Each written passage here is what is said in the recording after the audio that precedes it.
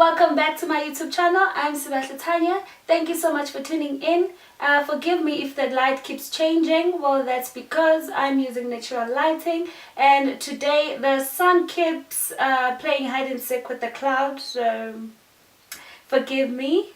But without further ado, today we are going to be talking about how to get into university or uni or college, like tertiary. Basically it's the next step that you have to take after high school. So I'm gonna take you through the process as a student that is already in university. I already went through the process of application and registration into a university, so I thought I would just give you an experience and sort of give you the details and the procedure that you have to follow, so that you will have an easier experience than I did, or you could learn from my mistakes and do better and have an easier process into entering into a uni or a college or whatever. I go to the University of KwaZulu-Natal Westfield campus. I finished my degree last year, and this year 2018 I'm gonna be doing my honors. So without further ado, let's get to the video. So the first step that you have to take in order to get into uni, you have to apply. And I would advise that you apply early. Apply as early as possible. So that is why I always advise that you start thinking about going into uni when you're in grade 11. Because if you want to apply early, you can use your grade 11, third term and fourth term results in order to apply early into a university of your choice. And I also advise that you apply to more than one university so that you are able to get more options, and if you do not get accepted into one, you stand a chance to get accepted into another university.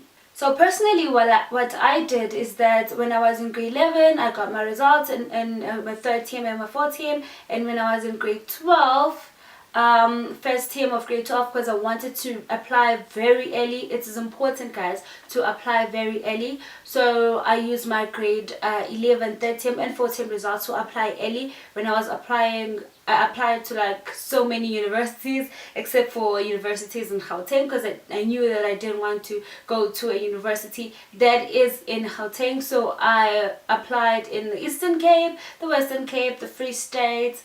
So I applied in UCT, UWC, Stellenbosch, Free State, Nelson Mandela. I applied to a lot of universities, and I used my grade 11 third term and fourth term results for the universities that actually opened their applications earlier in the first term. So I used my grade 11 results and then kept sending my grade 12 results afterwards. But for the KZN universities, I used a CAO. It is easier if you use a CAO because your CAO is regional, so it apply to only universities that are in the province. So if you want to apply to a university that is outside the province, then you will have to apply directly to that university. Because I was in KZN, I could only use the CAO to apply to universities that are in KZN, and then I had to directly apply to UCT. How do you directly apply to universities that are like 1,000 miles away from you? You don't really have to go there, you just have to find means. To get the application form. You can call them and ask for them to send you application forms.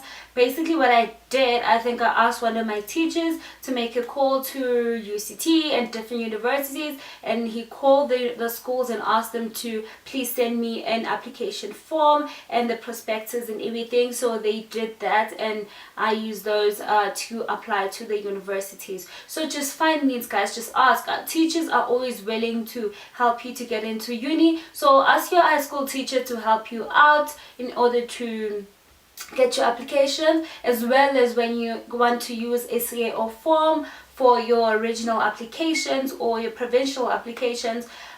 you need to ask someone to get you a form. If you can ask your teachers to get you a form. You can ask a student that is already in university to get you a CAO form, because I know that CAO forms are distributed in the universities and colleges.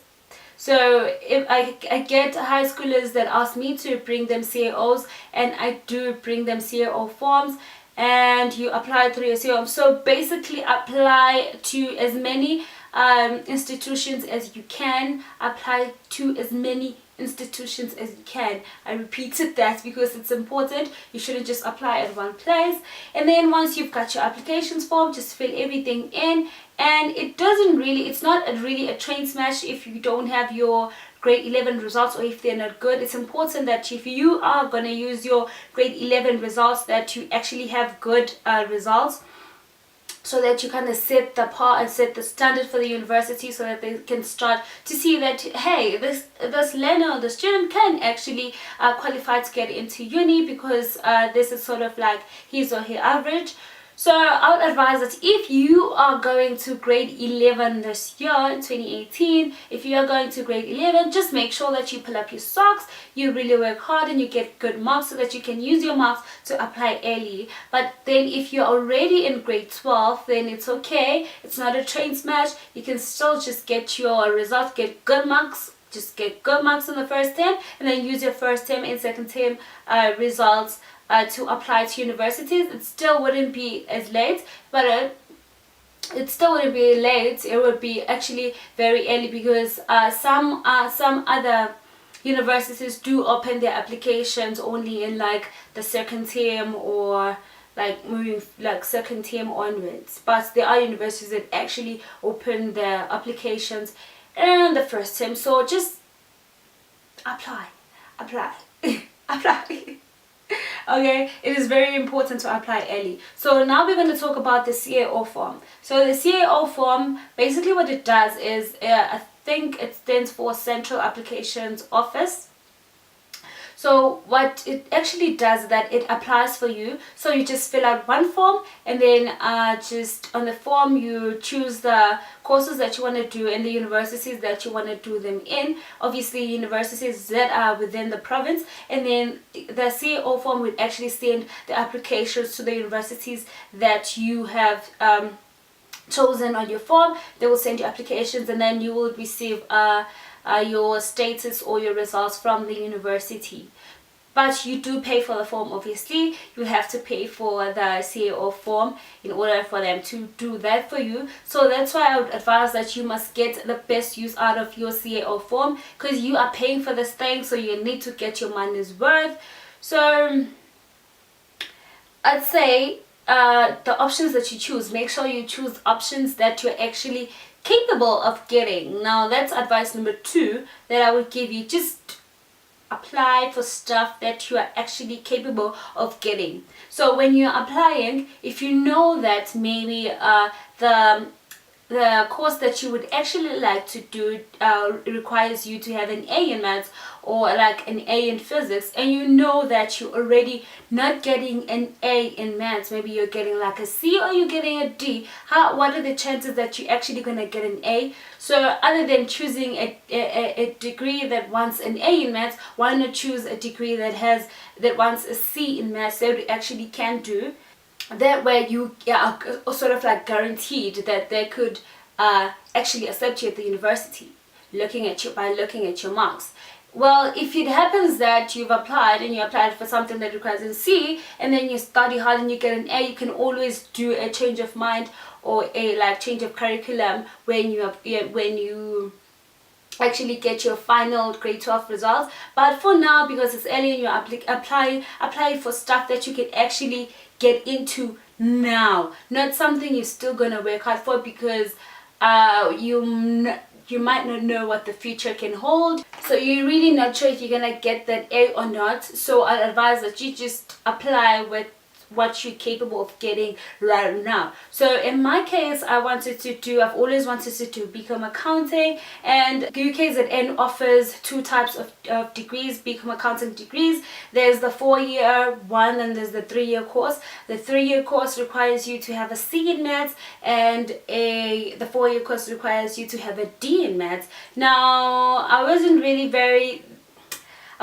that good in maths. I could get a D, but I couldn't really get a C. Most of the time I got a D and then a C, and then I was like, okay. Then when I applied, I decided, no, you know what, I should apply for the 4-year one and then apply for the one that requires a D, because I knew I could get a D, and then I'm just gonna try and push for a C, and then when I get my results, I could just do a change of mind later on. So I did that and I got accepted very early and very simple, because my marks were actually comparable or compatible with the degree that I was applying for. And you need to apply for stuff that you actually want. Like, I feel like it's no use if you're just gonna apply for stuff that you don't want. You just, like, I don't like stuff that has to do with like physics, life sciences, all those kind of things. I don't like anything like that, so I wouldn't apply for stuff like that, because I know I'm not gonna be interested in that, and I could never do the degree successfully. But maybe you can, but I still don't advise that you do that. You just apply for stuff that you actually want to do, that you actually like. Okay, but fill out all the options.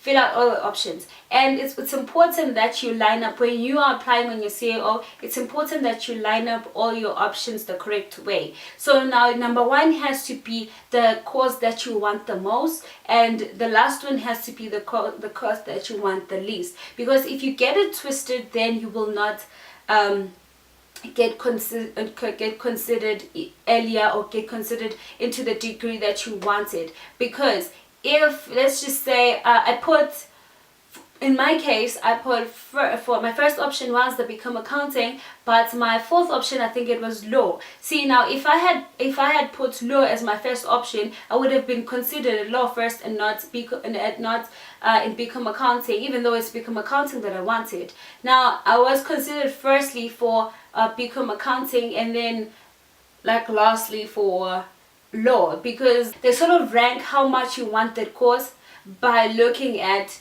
what number option is it in your application. So it's important that the course that you want the most is the first course on your options, and the courses that you want the least are at the back, because then they will just consider you if there is still space left, but they want the ones that have the option as the first option first. So that is also important. We're still talking about filling out your CAO form. Now, you know, of course, that if you are going to require residence or financial aid, or residence and financial aid, now you have to make that specific and clear in your CAO form. There's a box, I think there's a box that you have to tick if you need financial assistance, and then you'll need to fill out some details as well in the form if you need some financial assistance, and if you require residence as well. I would advise that when you are filling in your CAO form, you specifically and clearly show that you do require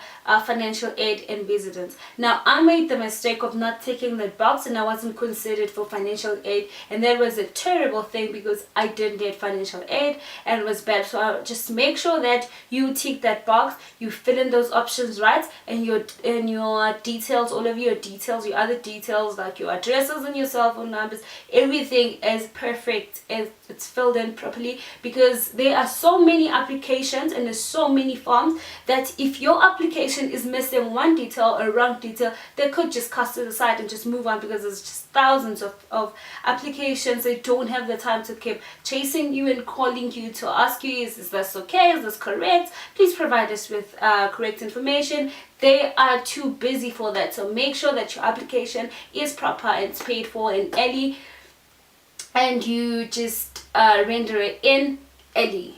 So with other universities, you might be required to write the NBT. Now I wrote the NBT for UCT and I think for UWC, but you just write the NBT one time. You don't have to, if you apply to like 5 universities and they all require NBT, you don't have to write the NBT 5 times. You just write the NBT once and then you send through your results. That's just it. But the NBT, I think it's the National Benchmark Test. I will correct myself if I'm wrong, but yeah, you have to write the NBT, and it's I'm not gonna be like negative and say that it's actually not easy, but for someone who's not very good in maths like me, I'm not like the genius in maths, I need my calculator to actually get a few sums right. So when you write the NBT, you just go in there with a pencil and your calculator. You have to calculate things just using your brain and no calculator. So it was a bit difficult, so I passed it, but I didn't pass it like outstandingly and with flying colors. No, I just passed it. And then there's also an English section as well. I passed the English section with flying colors. That was good. And then I sent through my results to UCT and all the other universities that require it. But you have to go online and pick a date and pick a venue when you are applying for NBT. Actually, you don't apply, you just register. Basically, you just register to write the NBT, you book the venue, you book the test, and then you pay the amount. I can't remember the amount it is to pay for NBT, but you might be required to pay for you to do an NBT. Just be aware of that when you're applying. Basically, once you've sent through all your applications, now you wait to receive conditional offers. Now, a conditional offer, it specifically means that you have a space reserved for you. Now they're going to wait for your grade 12 final results and then make a decision based on that, whether you actually get the space or not. So it's reserved. You kind of reserve your space, and then they will see with your results and then give you the space. So after you get your conditional offer, see, now I say that you have to apply early because you have to go through all this process in good time, and that is how you ensure that you get into uni as easy as possible. Your transition is as easy as possible and smooth as possible. So don't stress yourself, guys. Make sure you apply early. I can't stress this enough. So you will wait for your conditional offer, and then you will get a conditional offer. Once you've gotten a conditional offer, now it's all up to you. The ball is in your court. You just have to study and get the best marks that you can get, because now this is what you're aiming for. When you are being considered for these sports or these spaces, you are competing with the whole country. You will be competing with students from all over the country who are applying to the same university. Basically, it's like thousands upon thousands upon thousands of applications for the same degrees. So you have to make sure that you are in the best position to be chosen for that degree as early as possible. So that's why you have to study like your life depends on it, because it does.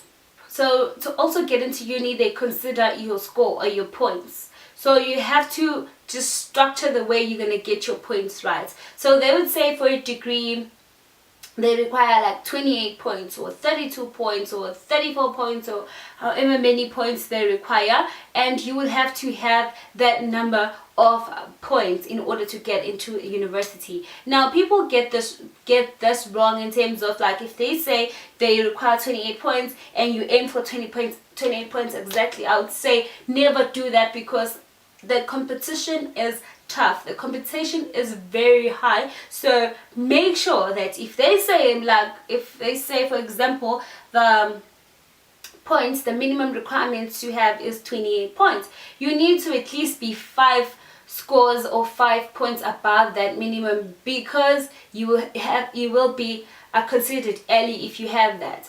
Because if you have 28 points and there's someone with actually even just 29 points, that person will be considered before you. So make sure you're at least 5 points above, because sometimes when there's a lot of students, they just change the score, the minimum score at the last minute. So it was like 20 and now it's like 32. And if you were just aiming for like 29, now you're just under, even though initially you were above the minimum, but now they've changed it and you are under. So just make sure that when you are studying, you aim for your points to be above the minimum requirement, at least by 5 points. So how do they calculate those points? So basically the points are being calculated with, you know, the levels, level 1, 2, 3, 4, 5, 6, 7, those levels. They would, if you get a level 2 in maths, that's 2 points. If you get a level 5 in accounting, that's 5 points. If you get a level 3 in English, that's 3 points. So now you have like 3, 5 and 2, so now you have 10 points. So that's how they accumulate the points. And if you are in the 90s, they give you 8 points. If you're in the 80s, you get 7 points. They exclude LO and they take your best 6 subjects. So take your best 6 subjects excluding LO, and then you calculate your score using those best 6 subjects. And if you have a 90 on above, you give yourself a score of 8, and then if you have 80, you give yourself a score of 7, and then you go down like that. You know how that works, and then you have to that is how you find out how many points you actually have. That's how they sort of calculate the points. So make sure that you study and you get points that are enough to get you into uni. So when you've written your exams and you've waited for your results are out, you won't have to send your results out to the university. The university will get your results from the Department of Education, and then they will send you a FEM offer. That is if you applied early. They will send you a FEM offer, and that's if you actually do qualify for the degree that you applied for. They will send you a FEM offer, and you will have to apply to confirm or accept that FEM offer that they have given you, and you have to accept it within a period of within a specified period of time, because if you don't accept the offer, the FEM offer that you're given, it will be withdrawn. Now the FEM offer, what it says, basically what it means is that, okay, now you get space. Just accept it and register and you're good. You can get into uni. Now you've got space. See, the first one was conditional, that if you pass, you'll get space. Well, now that you pass and you qualify for the degree, we give you a FEM offer, you have got space officially. Now you have to just accept it as soon as possible before it is withdrawn. I think at my school, actually I know at my school, that to accept the offer you have to pay 500 rands. Now this is when you start paying the university, and you are gonna be paying for years. So start bracing yourself now. And when you first pay for your acceptance of the offer, you accept the offer by 500 rands. I advise that you go straight into campus and accept the offer there, because most campuses do have cashiers there on campus. So I say just go on campus and apply and fill out the form and accept the offer, pay for it, and you're good to go. Now here's how it's important that you strictly specify what you needed in your CAO. Like if you needed residence and you needed financial aid, now this is where it comes in, because if you are given an offer, your offer is going to specifically say that it's a FEM offer plus res plus financial aid. That is if you apply for those things and you need those things, and then they will give you the necessary forms to fill out, and then your application will go through. Now if you didn't tick that box and specify that you needed those things, then you'll just get a FEM offer with just tuition, no res, no financial aid. Or if you maybe you specify that you wanted res, no financial aid, they'll just give you tuition with res, no financial aid. So now this is important that you specify what you need, so that they give you the offer that you need. Because I didn't specify, and I had to run around like a chicken when I needed to get an application form for financial aid. But it worked out because I did have good marks and I met the requirements for like students that are deserving of financial aid, so they helped me get financial aid. But it was a long process, so I would advise, don't be like me, just pay attention and specify everything in the right manner, and you get the right offer for you. Once you've accepted the offer, you can go ahead now and register. When the registration date has come through, you can now actually go through and register. I would advise that if you are a first year student, you go onto the campus and go to the lanes. There are people there that are gonna help you to register. Just ask around and they will help you register, and you register the modules that you're going to need for your degree. Those people are there to kind of help you to register for the modules that you need. But wind it back, you cannot register if you have not paid the registration fee.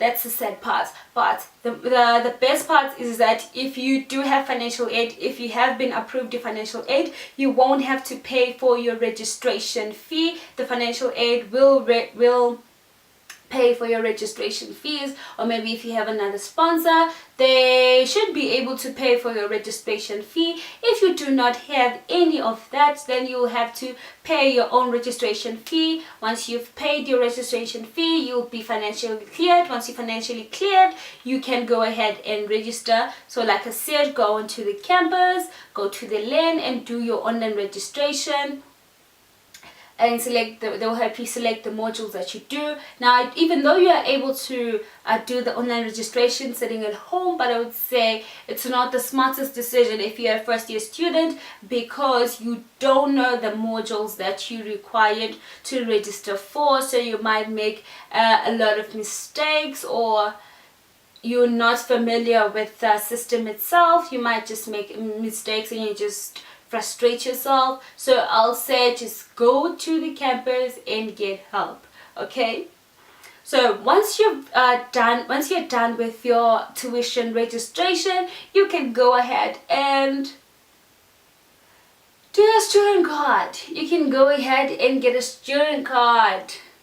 Now, no one looks pretty on the student card. Hey, I look terrible. I had my face done, I had like my makeup done and my everything, but it still looked terrible. I still look like a 12-year-old on my student card, so that's just terrible. But nonetheless, you will be able to get your student card, so make sure you get your student card. Maybe you'll be lucky and look pretty in your student card, but that's rare. So don't cry, don't panic if if the student card looks nothing like you. It's fine, it's fine. As long as you have your student card with the student number, that's perfect. It will give you access to all the buildings. Now, after you're done with your tuition registration, they will give you a registration date, and then you will come through and register for your res. Now, normally when you're registering for a res, especially at our school, if you're a first year, you have to stand in long queues, and you probably have to share the rooms. I think first year students do share the rooms, but I was lucky because when I went, I actually got there late, but I don't advise that you get there late. I was just having some transport problems, but I said don't get there late, just get there as early as possible. I got there late, and when I got there, all the rooms to share were full, so I got a single room in the postgraduate residence. So I was like, even though I'm a first year, I'm going to a postgraduate residence, but that's good because I'm going to be getting a single room. I've been having a single room ever since. So I have a room tour, my res room tour on my channel. I will link the video in the screen or in the description box. Please make sure you check it out.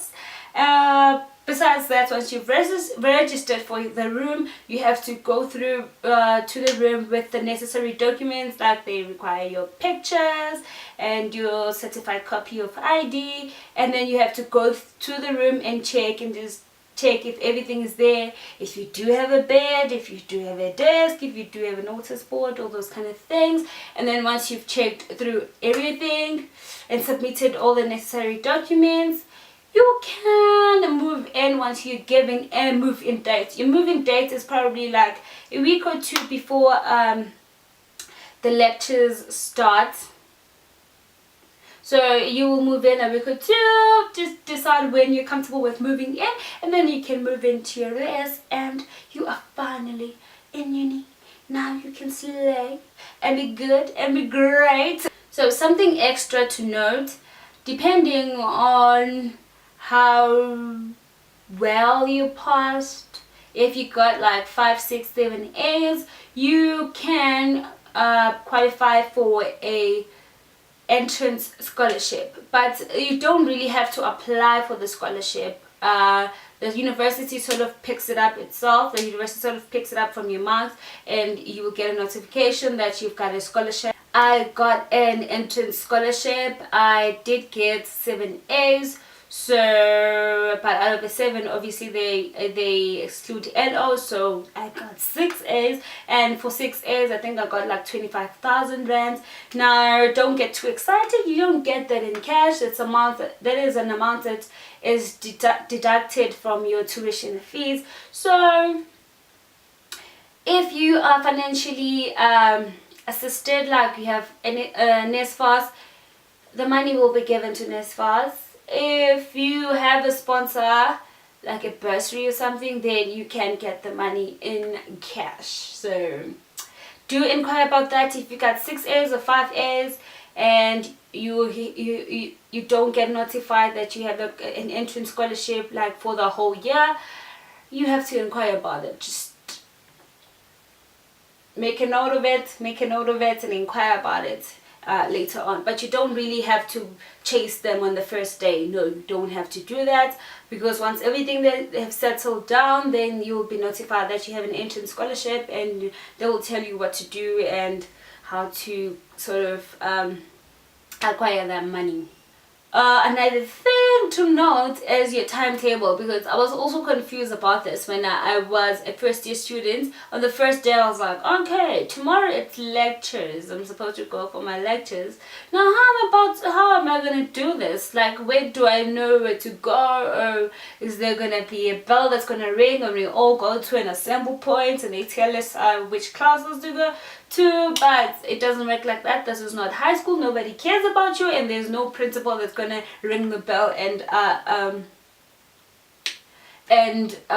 talk to you and in that sample. No, you'll have to set your own timetable. Now it's important that you set a timetable that is good for you and is that works for your mental states. Like, if you know you're not a morning person, then you might want to take the classes that are actually like that start like in midday or in the afternoon. So just structure your classes well, and if you know that you are good in the mornings and not really your best self in the afternoons, then just take the classes from is early, like 7:45 in the morning, and then just get out early. I prefer to do that, attend early and get out early. So basically your timetable will be on your websites, on the university website. It will be there, so you just look for it, just go there, and it will show you like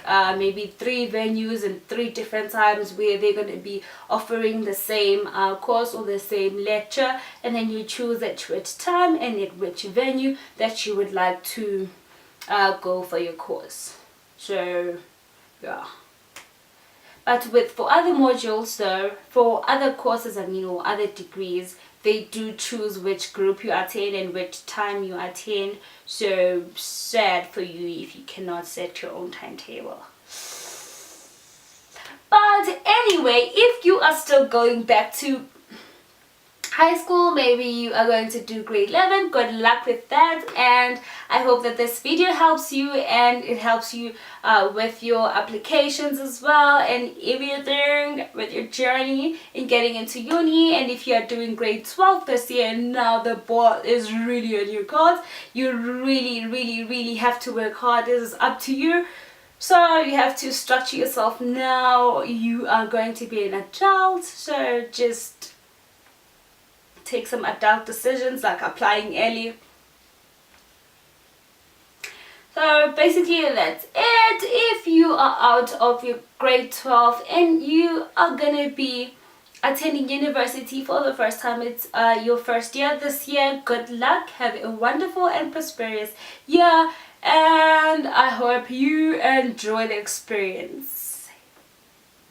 So So let's recap on the things that we spoke about. I said apply early, apply for the options that you are actually capable of getting into. Make sure that you specify if you want financial aid in arrears, and make sure you get 5 points above the points or minimum required points for that course. So make sure you get 5 points above, and then you go to register for your modules, you register for your res, and you move in, and you're in uni. Yay! So guys, that's it for this video. Thank you for tuning in until this point. You deserve a big hug, and I hope that this video was relevant and very informative. I wanted it to be very detailed, so I'm sorry if it's long. I wanted it to be very detailed and not miss a single point. If you feel that there's something that I missed or got twisted up or said incorrectly, you can comment or leave me your concern in the comment section down below. If you haven't subscribed, please click that big red button down below and like this video, and also follow me on my social media at Tanya. Thank you for watching. Mwah.